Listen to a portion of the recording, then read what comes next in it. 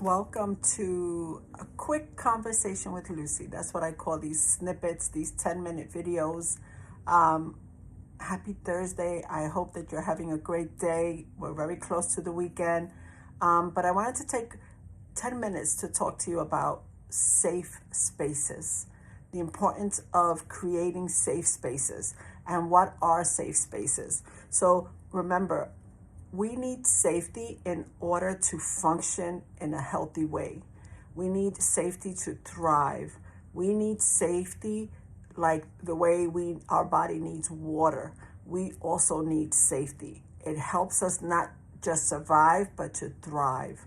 And we were created to thrive, not just survive in this world. We need people, especially if you suffer from anxiety, depression, PTSD, or any kind of trauma, understand how deeply you need safety. Safe spaces primarily impact the frontal part of the brain. I can get into the words, but I don't want to confuse you right now. And it impacts the front part of the brain by reducing threats, and it promotes a sense of security. These environments, what I call safe spaces, calm the brain's stress response and allows for higher cognitive functions. Cognitive functions are the way we use our brain, the way we learn, like learning and emotional regulation. Most people don't know how to regulate their emotions, but creating safety and safe spaces help to regulate your emotions. So being intentional about creating safe, beautiful places matter. It reduces stress. It brings a sense of calm by minimizing our triggers. We are triggered daily and we don't even realize it. And it helps to eliminate the flight or fight response that comes with trauma or anxiety.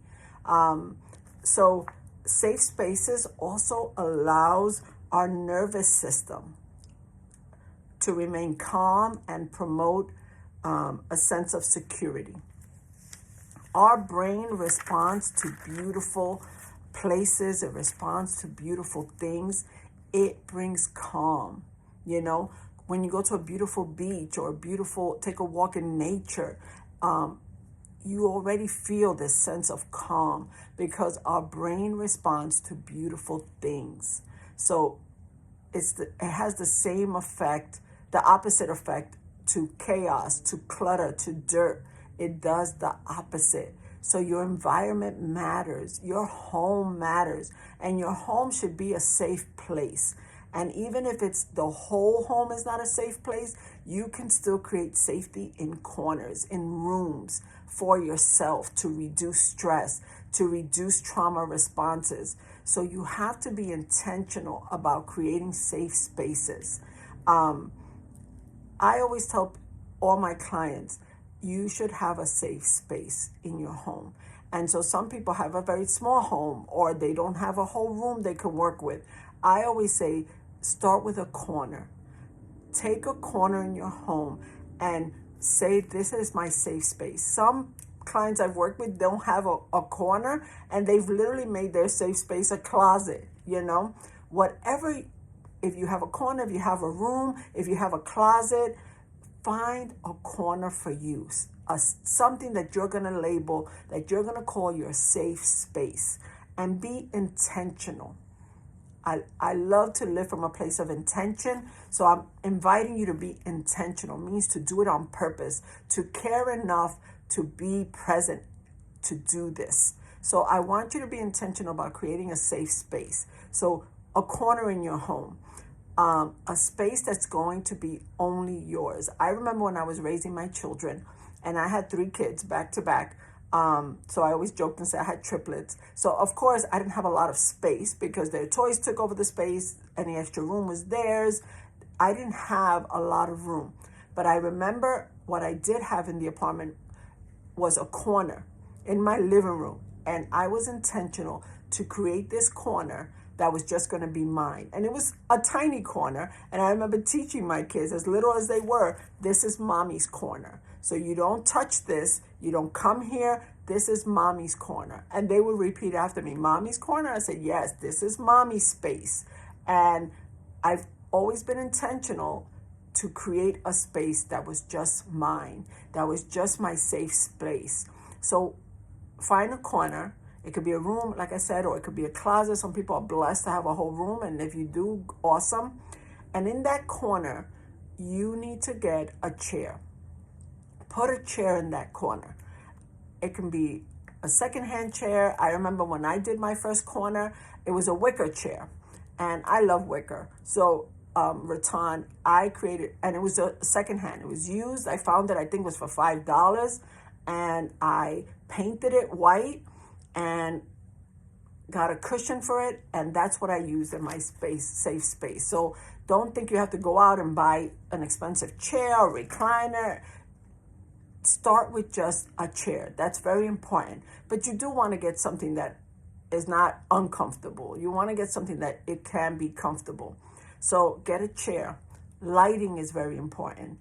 You have to have some sort of lighting in that corner. It could be a standing light. It could be a table lamp, or even candles. Or they even have the fake candles now that, you put with a battery and it always has a light. Make sure that that corner has lighting. So you have the corner, you have a chair, you have lighting. Have some sort of pillow. It can be the pillow you sit on. It can be a pillow that you recline on. If you can't even have a chair, then buy a pillow for the floor. They sell floor pillows, or an ottoman, those big poofy ottomans. You can get that. But get a pillow in that corner. It could be a throw pillow. The next thing, and this is huge, this is very important, get a cozy blanket for that corner. It could be a throw blanket, or it can be an actual blanket that you use on your bed. But make sure you're intentional about picking the color. It's a color you like. Make sure the texture, it has to be cozy. Not a rough pillow, not a rough blanket, not one that smells, not one that has holes on it. This is going to be called your safe blanket. So make sure you're intentional about the blanket or the throw that you use in this corner. And then the last thing to have in this safe corner is have a book that you'll be reading, or a journal. A journal is very important. I always say also, if you can have a chair and a little table on the side, that's ideal. Because on that table, then you can put a candle, you can put your journal, your pens. It's important to have that. So that would be the ideal corner for you, your ideal safe space. Remember, a chair, lighting, a pillow, cozy blanket, books or journal. A journal. Have a journal. And a journal could just simply be a notebook, and a small table. And again, if you don't have the money for these things, you can get them at secondhand stores. You can thrift them. Or you can look around your house, and sometimes you have it in other spaces in your house, and you'll just move them over. I'm going to do a small video actually demonstrating and using a design in my own home to show you guys how to do it, how to literally do a safe corner. And then understand that this safe corner is important to regulate your nervous system. So when you're triggered, a lot of times things happen and we're triggered. Things that hurt us especially, and we're triggered, and suddenly our nervous system is responding to that trigger, and we don't feel safe, and we don't even realize we don't feel safe. So when you create this safe corner, this can be a place that you go to and you wrap yourself in that blanket, because just that texture, that act of wrapping around yourself will create safety. It'll suddenly create safety. It'll trick the nervous system to feel safe. It's almost like a baby. You know when they use these babies and put them in these little wraps real tight, then suddenly they calm down, they feel safe, they stop crying. That's exactly what you're going to do to yourself. Wrap yourself in that blanket. So safe spaces can be used to calm and center you, to feel safe after a trigger. You can use it to meditate, to journal, to talk to God, to listen to music, to find your peace, to read. even to nap in your safe corner. So I will do a follow-up to demonstrate what a safe corner can look like for you, but be intentional. Give that gift to yourself. Even for Christmas, go out and buy yourself the stuff to create this safe corner because you deserve it. We all need it. God bless, and thank you for this short conversation with Luci. Bye.